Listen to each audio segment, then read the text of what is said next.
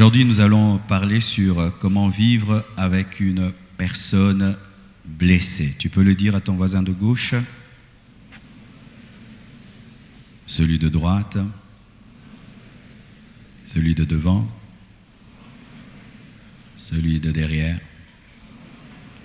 celui qui semble avoir une blessure intérieure. Amen. Nous sommes debout, nous allons lire la parole du Seigneur.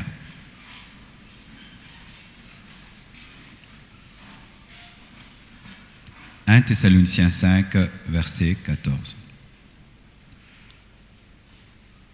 Nous vous prions aussi, frères, avertissez ceux qui vivent dans le désordre, consolez ceux qui sont abattus, supportez les faibles, usez de patience envers tous. » Que Dieu bénisse sa parole. Asseyez-vous, s'il vous plaît. Je salue aussi nos bien-aimés qui sont de l'autre côté du temple. Des fois, on vous oublie alors que vous êtes très nombreux maintenant. Et aussi nos frères qui sont sur Internet. Je vous salue au nom de Jésus.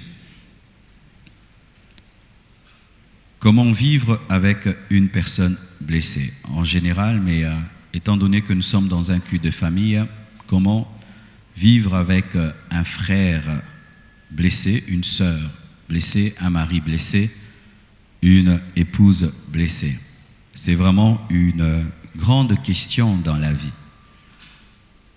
Et nous voyons Paul, lorsqu'il s'adresse aux Thessaloniciens, au-delà de tous les enseignements doctrinaux qu'il peut leur apporter, nous voyons qu'il traite aussi des problèmes de communion, de relations entre les hommes.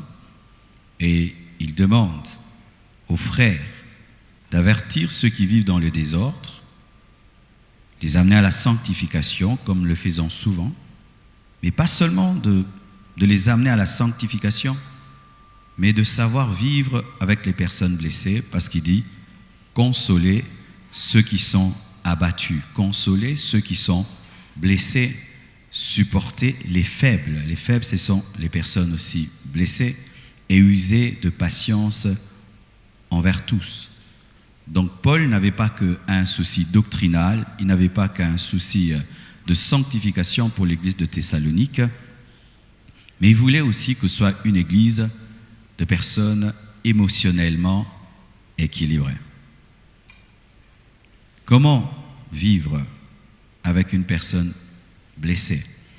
Comment vivre avec une personne fragile? Parce que les personnes blessées sont souvent fragiles. Tu lui dis ça, il le prend mal. Tu réponds comme ça, il le prend mal. Il pense au-delà de ta pensée. Il voit le mal partout. Des personnes faibles, des fois tu as du mal à lui parler durement parce que ça peut le casser. Il peut te parler mal, mais toi si tu réponds, ça crée des grands problèmes.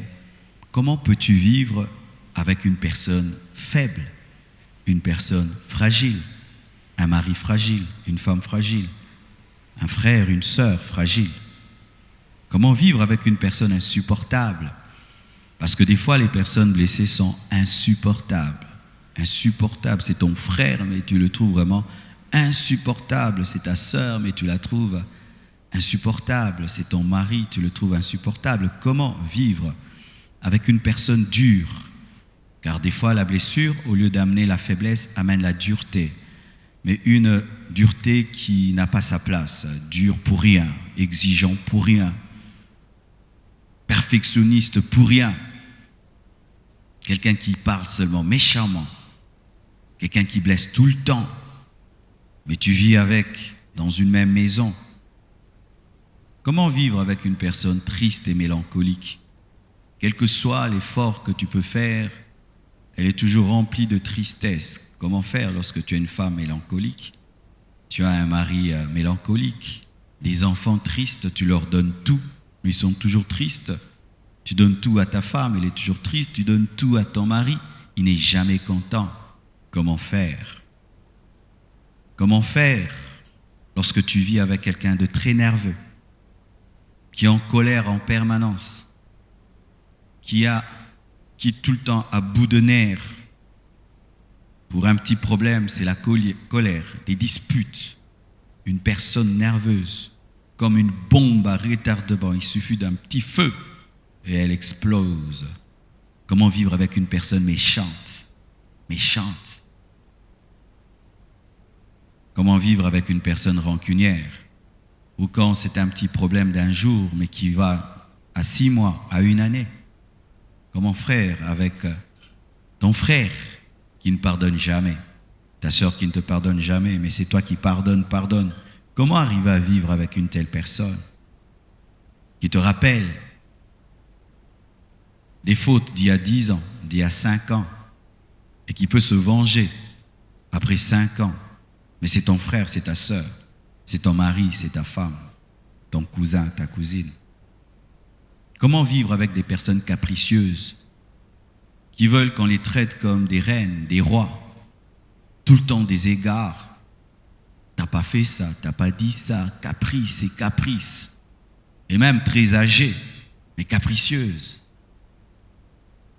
Comment faire avec des personnes solitaires qui dans la maison aiment être dans leur coin, rester dans leur chambre, ne parlent avec personne, ne causent avec personne, ne saluent personne, ne participent jamais à la conversation, à la vie de famille? Comment faire avec de telles personnes? Vous êtes là? Je vais vous parler de certaines choses simplement, et si vous les appliquez dans vos familles, vous vivrez la restauration. Est-ce que vous le croyez? La première chose, il faut la traiter comme une personne malade.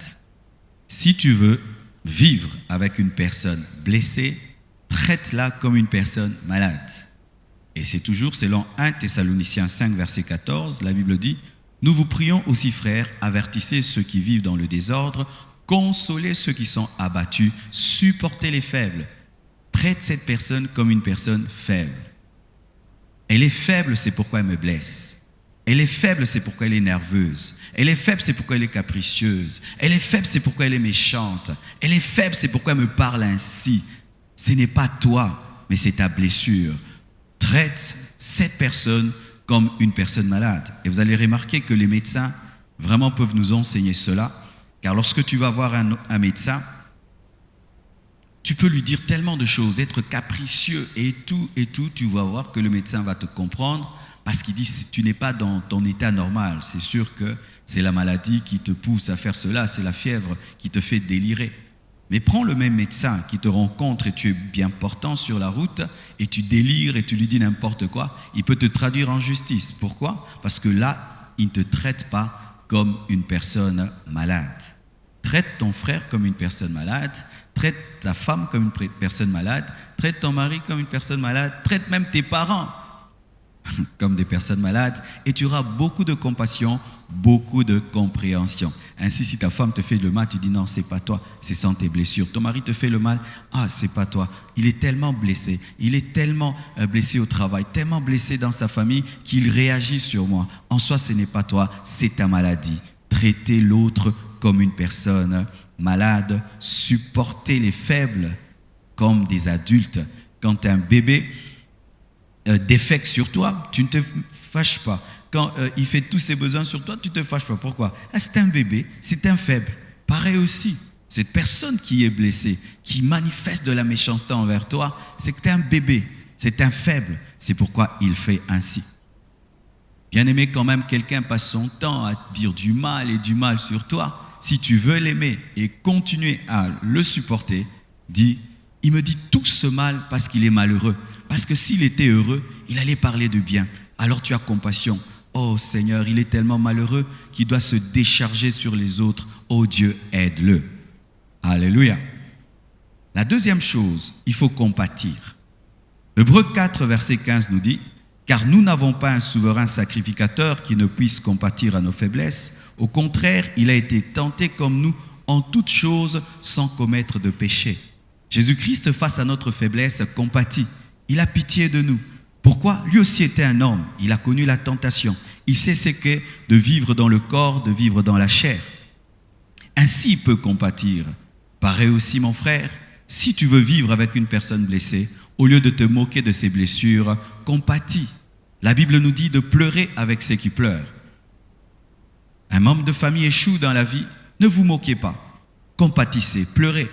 Un membre de famille échoue à l'université, ne l'appelez pas bête, pleurez. Ton enfant échoue dans un domaine, papa, ne viens pas te moquer de ton enfant. Ou le dire à tout le monde, regardez le dernier de la classe, la honte de la famille, la honte de la famille. Il a encore refait, encore c'est la 3e fois, c'est la 4e fois. Mais compatis, comment mon enfant peut échouer 3 fois? Qu'est-ce qui se passe dans sa vie? Et tu lui parles avec compassion, il pourra te dire qu'en soi, il n'aime pas ces études-là, il aimerait faire d'autres études. Compatissez, consolez, apprenez à vous approcher des douleurs des autres sans vous moquer, Et des fois même dans nos familles, nous avons des personnes qui sont infirmes, nous avons des personnes qui sont pauvres, mais nous nous moquons de leur pauvreté. L'oncle là qui est pauvre, c'est pourquoi cet oncle ne vous fréquente plus. Regardez le grand frère, il est grand frère, mais il est pauvre, il fait rien, il fait que donner des conseils, mais il n'a pas d'argent. C'est pourquoi votre grand frère ne participe plus aux réunions des familles. Pourquoi vous ne compatissez pas à sa situation sociale, mais vous vous moquez? Pleurez avec ceux qui pleurent, consolez, compatissez. Troisièmement, il faut lui donner beaucoup d'amour. Luc 23, verset 34 dit ceci, Jésus dit, « Père, pardonne-leur, car ils ne savent pas ce qu'ils font. » Ils se partagèrent ses vêtements en tirant au sort. Jésus-Christ est à la croix et il voit des hommes méchants. Il est venu pour les sauver, les délivrer. Mais qu'est-ce qu'ils font? Ils sont en train de le crucifier, à se moquer d'eux. Mais Jésus-Christ ne les a pas jugés, il ne les a pas condamnés. Il a eu compassion et il a donné de l'amour. Il a dit, « Père, pardonne. » Un jour, alors que nous avions fini une convention des couples, j'avais reçu les responsables des couples d'une autre église. Et alors qu'on échangeait dans le bureau, il y a l'homme qui dit, « Pasteur, tu sais, moi, quand je me suis marié, vraiment, j'ai été un vrai problème pour ma femme parce que je me suis marié vide. Comment? Je n'ai pas reçu d'amour de mon père ni de ma mère. Alors, quand j'ai épousé ma femme, je ne savais pas l'aimer. Je ne savais pas lui dire « je t'aime ». Je ne savais pas réagir à l'amour. Je ne savais pas qu'est-ce qu'être un homme romantique, être tendre. J'étais vraiment vide, pasteur. Et je n'avais rien à lui donner. Mais ma femme, dans sa famille, a reçu tellement d'amour qu'elle a rempli mon vide et aujourd'hui, je sais l'aimer. Voici comment il faut faire. Lorsque une personne est remplie de haine, remplie de blessures, remplis son cœur d'amour et tu la guériras. Là où les paroles échouent, l'amour ne rate jamais. Alléluia. Apprends à donner de l'amour à ta femme, donner de l'amour à ton mari, donner de l'amour à cet enfant qui est brutal, cet enfant compliqué. Donne-lui de l'amour, donne-lui du temps. Donne de l'amour à tes parents, tu peux les transformer, oui, car un enfant aussi peut transformer un parent. Tu es un parent méchant, mais tu lui manifestes de l'amour, de la bonté. Il va se poser des questions, mais qu'est-ce qui se passe? Je fais tout pour ruiner la vie de mon enfant, mais au contraire, il me donne l'amour, il me rend le bien pour le mal que je lui fais. Ce mari méchant que tu as, tu peux le transformer en l'aimant. Peut-être qu'il ne sait pas t'aimer parce que sa mère ne l'a pas aimé. Et tout le mal qu'il te fait, en soi, il se venge de sa mère. Peut-être que tes enfants ne savent pas te donner de l'amour parce que tu ne leur as pas donné de l'amour comme il se devait. À peine que tu as engendré ton enfant, tu l'as abandonné aux gens à gauche et à droite et ton enfant n'a pas reçu beaucoup d'amour de toi et il ne sait pas t'aimer. Alors, au lieu de te plaindre, donne de l'amour et tu recevras de l'amour. Alléluia. Jésus a dit, Père, pardonne-leur car ils ne savent pas ce qu'ils font. Il a donné de l'amour à des personnes vides, mais aujourd'hui nous l'adorons, nous le célébrons. Amen. Il nous a donné de l'amour et aujourd'hui nous savons lui donner de l'amour. Il faut être prudent et sage lorsque tu es face à une personne blessée. C'est comme un lion qui est blessé. Il peut te dévorer, il peut te tuer. Ah oui, mes frères et sœurs, lorsqu'une personne est blessée, qu'elle est remplie de jalousie, remplie de haine, tu dois te comporter comme un médecin. Le médecin, lorsqu'il vient te soigner, il prend des gants parce qu'il ne veut pas être infecté. Et lorsque tu soignes quelqu'un, sois prudent pour ne pas être infecté. Des fois, lorsque nous faisons des délivrances, nous sommes prudents. Nous voulons aider le possédé, mais on fait on est prudent pour ne pas recevoir des coups. Mercredi, avec quelqu'un derrière, il a voulu me tabasser même. Alléluia. Il faut être prudent. La Bible dit dans Proverbe 4, verset 23, « Garde ton cœur plus que toute autre chose, car de lui viennent les sources de la vie. » Lorsque tu as quelqu'un, ton mari, a l'habitude de te blesser et de te brimer, eh bien, quand tu es en présence de lui, fais attention, Qu'est-ce que tu dois faire? Tu prends ton cœur, tu le mets très loin. Alors quand il te blesse, il t'insulte, ça entre là et puis ça sort là. Alléluia. Lorsque ton père a l'habitude de t'insulter, tu es bête, quand tu es dans sa présence, tu prends ton cœur, tu le mets loin, de peur que tu ne deviennes ce qu'il te dit. Alléluia. Lorsque tu as une sœur, un frère qui a un mauvais caractère, qui te blesse et qui t'abîme les journées, sois prudent dans sa présence pour qu'il ne te blesse pas. Et s'il le fait, tu dois trouver une manière de barrer. Alléluia. David, lorsqu'il était dans la présence de Saoul, qui était blessé par le fait d'être abandonné par Dieu, il était devenu champion en esquive. Dans la présence d'une personne blessée, vous devez être des champions en esquive. Il dit n'importe quoi, tu esquives. Mauvaise attitude, tu esquives. Tu le salues, te répond pas, tu esquives. Tu lui parles bien, tu réponds mal, tu esquives pour que tu gardes la joie et la paix. Sinon, il va détruire tes journées. Alléluia. Il faut être prudent et il faut être sage. Cinquièmement, il faut beaucoup de douceur et de maîtrise de soi. Proverbe 15, verset 1, la Bible nous dit ceci: une réponse douce calme la fureur, mais une parole dure excite la colère. Oh, un verset merveilleux. Une réponse douce calme la fureur, mais une parole dure excite la colère. Une personne blessée aime qu'on lui réponde durement. Pourquoi? Ça lui permet de blesser davantage. Mais quand quelqu'un vient, il revient du travail et il a eu une mauvaise journée, rien n'a marché dans les affaires et rentre à la maison cherchant l'occasion que sa femme dise quelque chose pour que sa colère se manifeste et entre à la maison. Où est ma nourriture? Bonjour chérie, est-ce que ta journée était bien? Tu vois, il était dans les auteurs aux Kitsiba Lenassé. Alléluia. Est-ce que ta journée était bien? Oh non, en fait, vraiment aujourd'hui, j'ai rien vendu. Non, Dieu te fera grâce demain. Cette colère qu'il a amenée à la maison sera calmée par une parole douce. Mais s'il revient et dit « Chérie, où est ma nourriture ?» Au lieu de me saluer, au lieu de parler aux enfants, tu commences déjà ta nourriture. Est-ce que je suis ta bonne? Ah, donc moi je dois travailler et vous, 2 mois de guerre. Alléluia. Lorsque l'autre commence à élever le ton à cause de ses blessures, toi tu dois toujours diminuer. Mais il y a un problème souvent dans les couples. C'est une rivalité, une compétition de qui va parler plus que l'autre, de qui va arrêter la conversation. Il faut que lui coupe. Moi, je ne couperai jamais. C'est lui qui doit couper. Bien-aimés frères et sœurs, ce n'est pas ça le chemin. Apprenez toujours à vous maîtriser. Lorsque tu sens l'autre est sous l'emprise de la colère, veille à être sous l'emprise de la douceur. Il faudrait qu'il y ait toujours l'un d'entre vous qui est dans l'amour et dans la douceur. Car si vous deux vous opérez dans la colère, votre couple va aller en miettes et votre famille sera détruite.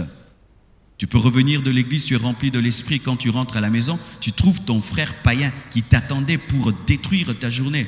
Tu dois faire l'effort de lui répondre selon le Saint-Esprit avec douceur. Une parole douce calme la fureur, mais une parole dure excite la colère. C'est pourquoi vous devez toujours veiller sur le ton de la voix. Le ton de la voix garantit la guérison. Si tu as un ton rempli de douceur, tu calmeras même la personne la plus colérique, car pour se battre, il faut être à 2. On ne se bat jamais contre le vent.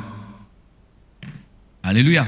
L'autre est prêt pour la bataille, des mauvaises paroles, mais toi tu calmes et tu parles avec douceur. Du coup, il va taper dans le vide et il ne peut continuer à se battre tout seul. Il doit aussi entrer dans la douceur. Sixièmement, il faut prier et travailler à sa guérison intérieure. Jacques 5, verset 16, la Bible dit ceci. Confessez donc vos péchés les uns aux autres et priez les uns pour les autres, afin que vous soyez guéris. La prière fervente du juste a une grande efficacité. Il est vrai que tout d'abord, ce verset est pour la guérison physique, mais aussi pour la guérison spirituelle intérieure. La plupart des temps, au sujet de nos frères et sœurs dans la chair, nous prions pour leur guérison physique. Lorsqu'on a un membre de famille qui est malade à l'hôpital, nous prions souvent. Mais c'est très rare dans les familles de prier pour quelqu'un qui est blessé émotionnellement. Lorsque tu as un mari méchant, sache que quelqu'un n'est jamais méchant pour rien. On est toujours méchant pour quelque chose. Et la plupart du temps, c'est lorsqu'on n'a pas reçu assez d'amour et qu'on a une blessure. Alors, au lieu de critiquer tout le temps la méchanceté de ton mari, apprends à t'agenouiller et prier pour ton mari. Ton enfant qui est marginal aujourd'hui, il se coiffe rouge, bleu et tout le reste, il s'habille bizarrement, il fait toujours le contraire de ce que tout le monde fait. Il n'est pas ainsi pour rien, il y a une blessure, car souvent les marginaux se comportent ainsi pour attirer le regard des autres. Quand vous ne vous occupez pas d'un enfant, il peut être là ou pas, vous ne le savez pas, et il décide de commencer à s'habiller bizarrement, à se coiffer bizarrement, comme ça au moins vous allez le remarquer. Il faut prier. Nous prions souvent pour les autres, nous prions pour des amis, mais c'est rare que nous puissions prier pour des membres des familles.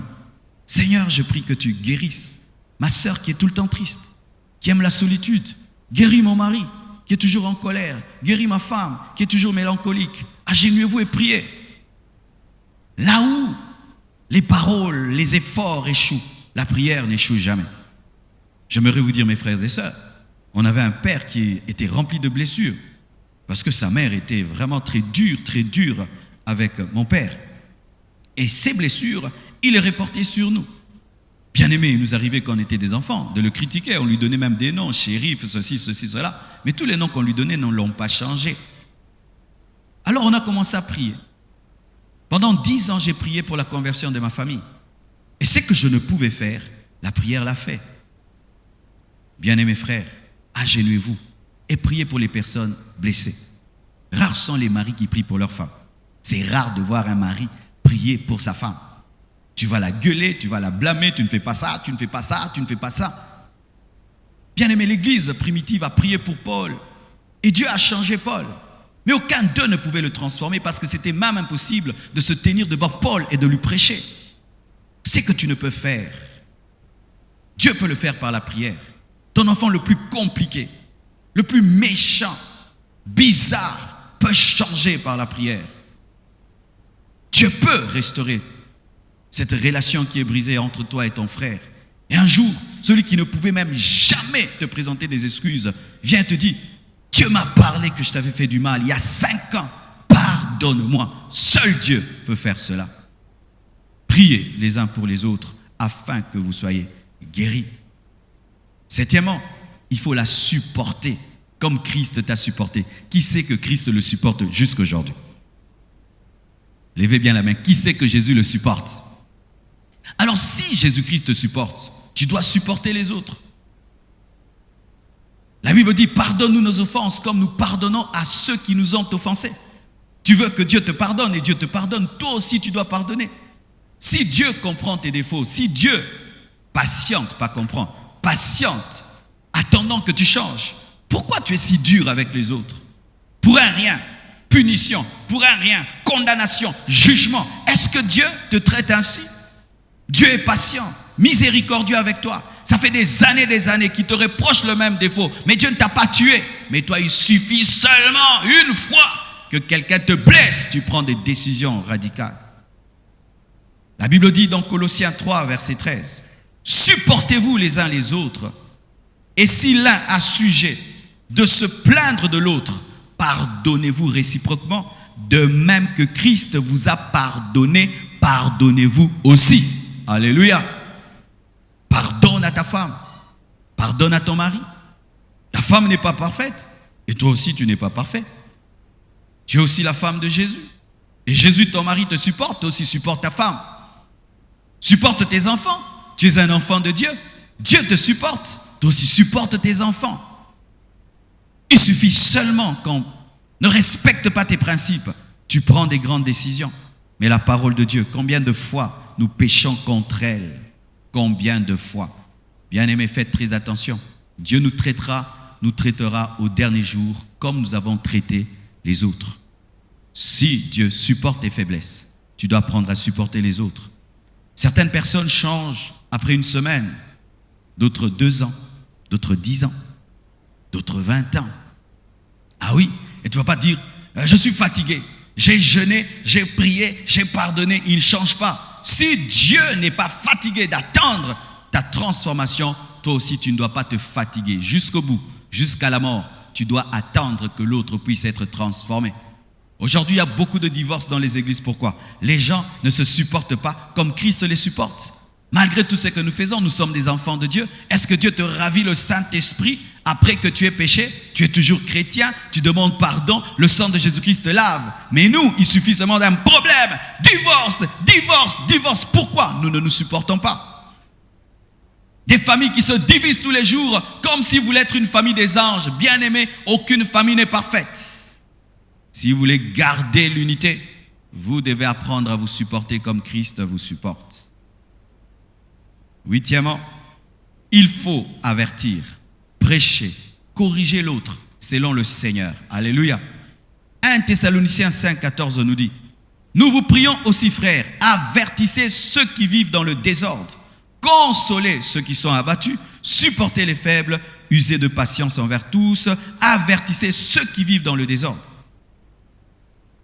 Il y a des personnes qui ont un esprit de suicide après une blessure. Tu vois quelqu'un qui a tendance à détruire sa vie, qui commence à boire à cause des soucis, s'enivre. D'autres se livrent à la drogue. Il faut l'avertir. La drogue va te tuer. L'alcool va te tuer. Mais tu dois le faire avec amour. Alléluia. Avec amour. J'ai remarqué ceci. Souvent, nous les chrétiens, nous utilisons la parole face aux frères et sœurs. Mais c'est rare de voir un homme qui prêche la parole à sa femme. C'est rare de voir un père qui prêche la parole à ses enfants.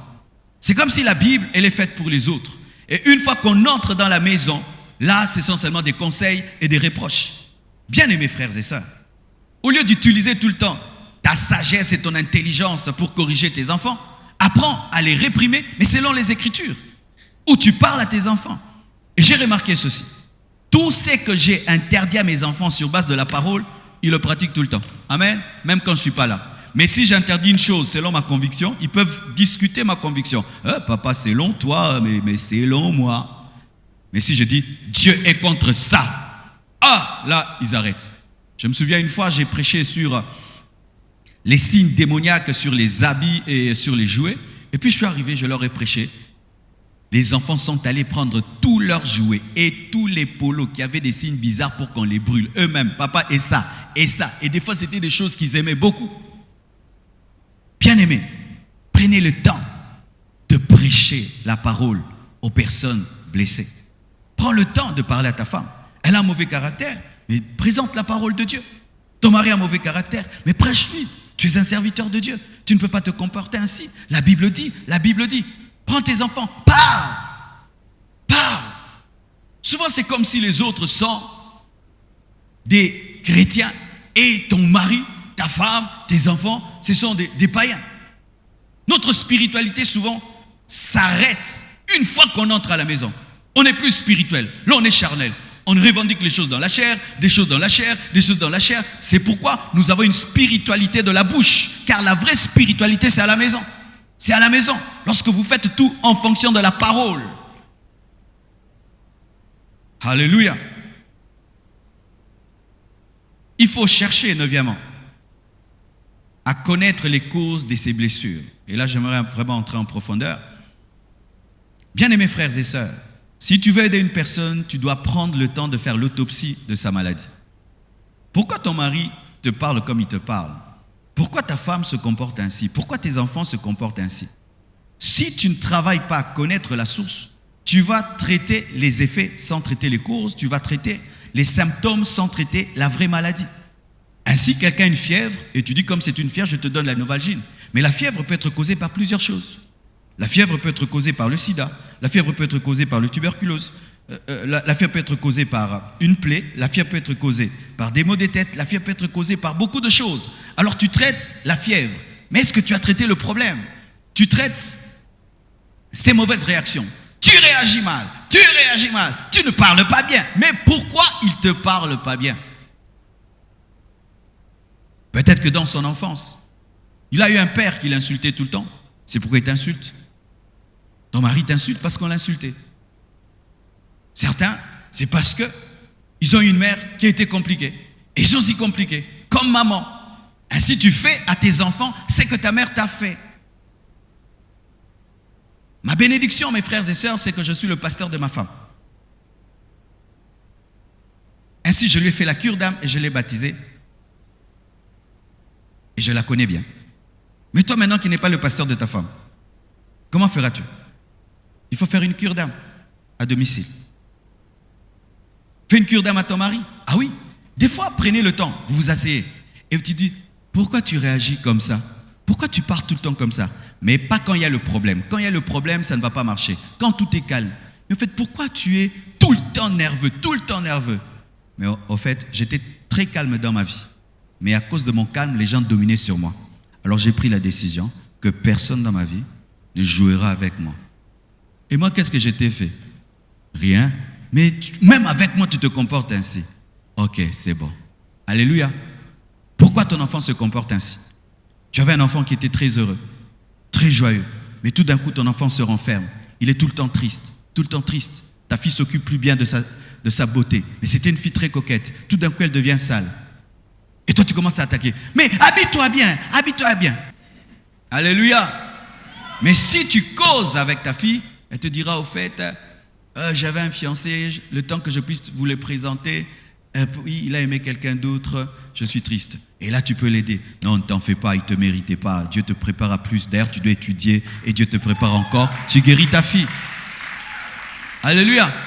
Tu vois tout d'un coup ton garçon changer. C'était un enfant logique. Maintenant, il veut des pantalons qui descendent un peu. Il veut des trucs bizarres, il veut des trucs bizarres. Et tu commences, ce pantalon-là, c'est ceci. Mais tu n'as pas traité le vrai problème. Cause avec lui. Au fait, mais j'ai remarqué, tu as changé de look. C'est comment? Eh ben, avec les looks que j'avais là, personne ne me regardait. Mais là, on me regarde. Et maintenant, tu lui apprends que la grandeur est intérieure. Alléluia. Alléluia. Ne traitez pas les choses superficiellement. C'est pourquoi Jésus-Christ, lorsqu'il voulait faire des miracles, nous voyons dans Luc 18, verset 41, il lui demanda, que veux-tu que je te fasse? Comment Jésus peut poser cette question? Il est l'omniscient. Il voulait connaître le vrai problème de l'homme. Qu'est-ce qu'il voulait vraiment? Il répondit, Seigneur, que je recouvre la vue. Et la Bible dit dans Jérémie 6, verset 14, il pense à la légère la plaie de la fille de mon peuple. Dieu est contre le fait de penser à la légère de la plaie. Et quand tu veux traiter une plaie en profondeur, tu dois connaître les pourquoi. Il y a des gens qui sont tristes pour une chose et d'autres pour une telle autre chose. C'est pourquoi, chers frères et sœurs, ne soyez pas ce qu'on dit au Congo, je les connais. Tu connais les je les connais? Un médecin, je les connais, tue les gens, n'est-ce pas? Frères et sœurs, prenez le temps de causer. Cause avec ton frère, cause avec ta sœur. Pourquoi ta sœur se comporte ainsi? Elle peut te dire en soi, je suis jalouse de toi. En soi, c'est parce que ma vie ne marche pas. En soi, hier, tu m'avais énervé, alors j'ai décidé aujourd'hui de te rendre l'appareil. Apprenez à connaître la cause des blessures. Mais comment tu peux le faire? Voici un autre secret aussi. Numéro 10. Il faut la pousser à parler en te confiant aussi. Dans le domaine de confidence, c'est donnant, donnant. Dites donnant, donnant. Tu t'ouvres, je m'ouvre. Tu dis, je dis. Alléluia. Si ma femme vient me dire, Marcelo, parle-moi de comment tu avais grandi. J'ai dit, toi-même commence. Ah oui? Comment tu veux me curer comme ça? Alors toi, tu commences d'abord. Quand j'étais enfant, j'étais comme ça. Ah, moi aussi. Tu donnes, je donne. Tu dis, je dis. Amen. C'est pourquoi la Bible même dit, dans Jacques 5, verset 16, confessez donc vos péchés les uns aux autres. Les uns aux autres. Toi, tu dis, moi, je dis. Lorsque tu veux même que tes enfants se confient, il faut parler un peu de toi. C'est pourquoi même mes enfants me posaient des questions. Papa, quand tu étais enfant, c'était comment? Quand tu étais enfant, c'était comment? Est-ce que quand tu étais enfant, si tu avais 0? Réponse à notre père, ça. Papa, toi aussi, tu avais 0 à l'école. Alors tu sais que si tu dis tu avais 0, il va s'encourager dans les 0. Pourquoi? Il aimerait savoir qu'est-ce que tu ressentais quand les choses ne se passaient pas bien. Apprenez à vous confier pour que les autres se confient. Donnez une partie de vous, les autres donneront aussi une partie d'eux. Dis quelque chose à ta femme, elle va te dire quelque chose. Dis quelque chose à tes enfants vont se confier. Beaucoup de frères et sœurs, quand vous venez dans mon bureau, n'est-ce pas que des fois je vous dis des choses de moi? Pasteur, il y a ça. Je dis, tu sais, moi aussi j'ai connu ça. Moi aussi je suis passé par là et Dieu m'a aidé comme ça. Oh, c'est vrai. Et tu vois, la personne était venue te dire 2 choses, elle te dit 10 choses. Pourquoi? Parce que le pasteur aussi m'a parlé de sa vie. Parle de ta vie. Tu veux que ta femme te dise tout ce qui est dans son cœur, mais ouvre aussi. Tu as aussi des choses dans ton cœur. Tu veux que tes enfants te disent tout, mais tu as quelque chose. Si tu donnes une partie de toi, l'autre donnera une partie de lui. Alléluia. Et pour terminer, il faut présenter Jésus-Christ à l'autre. C'est lui le baume de Galade. Alléluia. Jérémie 8, verset 22, la Bible me dit, n'y a-t-il point de baume en Galade? N'y a-t-il point de médecin? Pourquoi donc la guérison de la fille de mon peuple ne s'opère-t-elle pas? Et Ésaïe 61, verset 1 dit, l'Esprit du Seigneur l'Éternel est sur moi, car l'Éternel m'a oint pour porter des bonnes nouvelles aux malheureux. Il m'a envoyé pour guérir ceux qui ont le cœur brisé, pour proclamer aux captifs la liberté et aux prisonniers la délivrance. Ça, c'est vraiment la plus grande clé. Parce que des fois, nous voulons guérir les blessures des païens. Tu as un enfant qui est païen et qui se comporte mal, il boit, il fume, et tu lui donnes des conseils des chrétiens. Mais il n'a même pas la force de les appliquer. Mon enfant, arrête de t'enivrer, tu détruis ta vie. Maman, oui, je veux, mais je n'ai pas la force parce que je n'ai pas la nature divine. Tu dis à ton mari, mais tu parles mal aux enfants, tu ne fais qu'insulter les enfants, tu ne fais qu'insulter les enfants. C'est un païen, il insultera encore demain les enfants. D'ailleurs, si tu l'interdis, il va ajouter. Présentez le baume de Galade aux personnes malades dans vos maisons, à vos frères, à vos sœurs. Présentez Jésus-Christ qui apporte la guérison, qui a été oint pour guérir les cœurs blessés. Une fois qu'un païen reçoit Jésus-Christ dans sa vie, les manifestations des blessures s'arrêtent et les causes aussi sont anéanties. C'est pourquoi, mes frères, encore, je remarque que souvent nous prenons le temps de faire accepter Christ, les autres, mais pas nos enfants, les autres, mais pas notre femme, les autres, mais pas notre mari. Vous allez voir quelqu'un qui prêche la parole à tout le monde, mais qui ne prêche pas la parole à ses enfants, pour les amener à recevoir Jésus. Qui prêche la parole à tout le monde, reçois Jésus, mais tu ne fais pas recevoir à ton mari Jésus. Tu peux vouloir qu'un cochon puisse sentir bon, mais sa nature, c'est une mauvaise odeur. Fais tout ce que tu veux, mets-le en Gucci, en Versace, il aura l'odeur cochon. C'est pourquoi je vous déconseille, n'épousez pas un païen. C'est épouser une bombe de blessures. Ah oui, car quand tu épouses quelqu'un qui ne connaît pas Dieu, il va se décharger sur toi parce qu'il n'a pas Dieu. Mais un chrétien, quand on le blesse, il dit, oh Jésus, guéris ma plaie, aide-moi à pardonner. Bien-aimés frères et sœurs, apprenez à donner Jésus.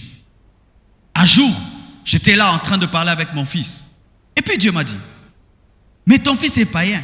Je dis, oui, quoi? Oui, il est païen. Oui, c'est pas parce que quelqu'un est enfant de pasteur qu'il est chrétien. Amen. Hein?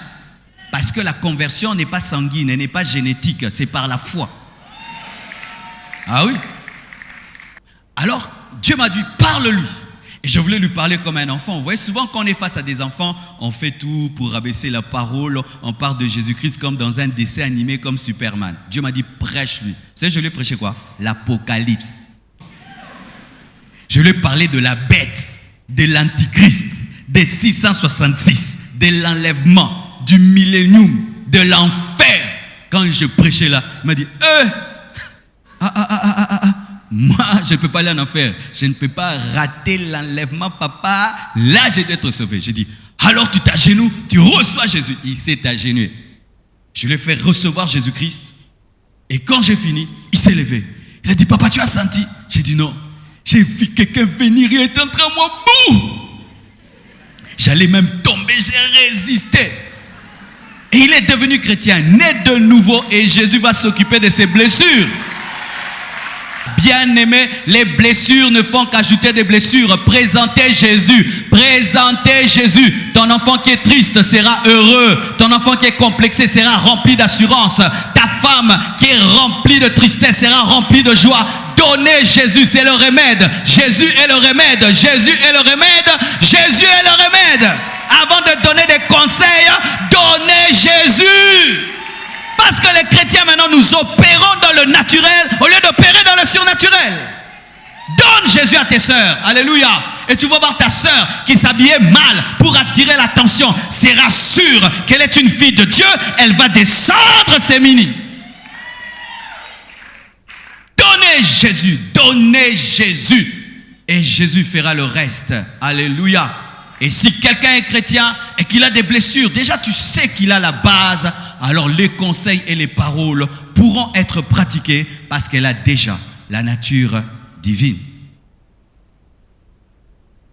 Je termine en vous donnant ce conseil. Chers parents, établissez un culte dans vos maisons, dans lequel on parle tout le temps de Jésus. Ce qui fera que, lorsqu'il y aura des blessures dans les cœurs de vos enfants, dans le cœur de ta femme et de ton mari, le fait seulement de prier ensemble apportera toujours la restauration. Vous allez remarquer, quand un couple ne s'entend pas, on ne prie plus en vrai ou faux? Parce que c'est difficile. Mais quand il y a le culte familial et que régulièrement vous priez ensemble, la présence de ce culte vous amènera rapidement à restaurer les choses et même les enfants pourront révéler à Dieu leurs besoins. Si vous ne saurez pas faire 1 heure, faites même 30 minutes, faites même 20 minutes, mais apprenez à vos enfants à prier. Alléluia, à prier. Et comment moi je fais? Je prie, ils m'entendent prier. Et puis nous prions notre Père. Et puis un autre jour, je dis, toi tu pries. Et tu vois l'enfant, au début, ne savait pas parler à Dieu, mais en t'imitant, en faisant comme toi. Et tu entends maintenant l'enfant dans la prière commencer à révéler son cœur à Dieu. Il a appris à révéler à Dieu son cœur. Seigneur, je veux dormir, je ne veux pas faire des mauvais rêves. Seigneur Dieu, je ne veux pas avoir peur. Tu vois qu'il apprend maintenant à être fort par la présence de Dieu. Si vous ne pouvez pas faire 1 heure, 2 heures, même quelques minutes, que vos enfants apprennent qu'il y a une prière à la maison. Et si vous n'avez pas encore des enfants, toi et ton épouse, prenez le temps de prier ensemble. Et si tu es célibataire, aie déjà une vie de prière et quand tu te marieras, tu établiras un culte chez toi. Là où Christ règne, les blessures sont anéanties. Que Dieu vous bénisse abondamment. Alléluia.